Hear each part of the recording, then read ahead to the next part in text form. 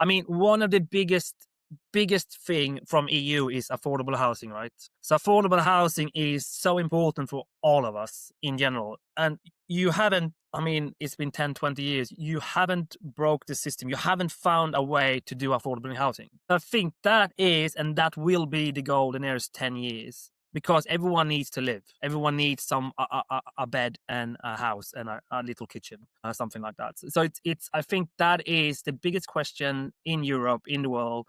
But it's a big challenge because from the climate. I mean, Spain, they have their challenges with affordable houses, and in the summer it's 50 degrees or 40 degrees. Sweden have our challenges with the climate and the snow and so on. And I think the challenge has been talking about people again. So lots of people have been in the industry for a long time. I still think we're looking at the problem from the same eyes. Okay, describe that.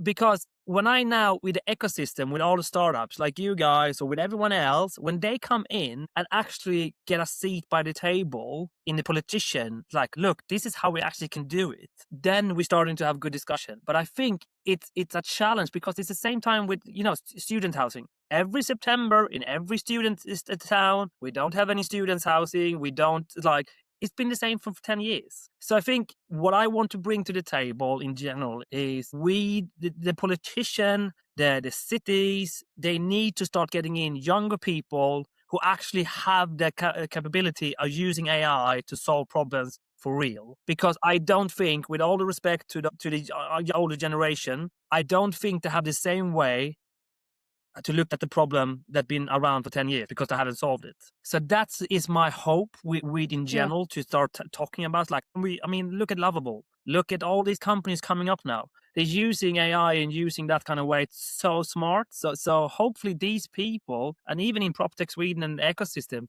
these people around that solving stuff actually will have a table in the parliament or, that kind of stuff to Yeah. actually make changes. So actually bringing in new ways of thinking, a younger way, a diverse way of thinking, and then from what you said regarding student housing, I remember when I moved to London, that was also one of the biggest challenge of me studying in London. Do you think it's also a very systematic change we need to make? Because if a university is opening its doors for international students to come in, that means you need to also prepare as a city to welcome these students coming in. Because when I came to London, I was just like all over the place looking for. So I think there needs to be like a collaboration between organizations within the city or the system so that you can actually tailor for these stuff better. So when someone comes from Sweden to London or vice versa, as a student, we're not standing there stranded.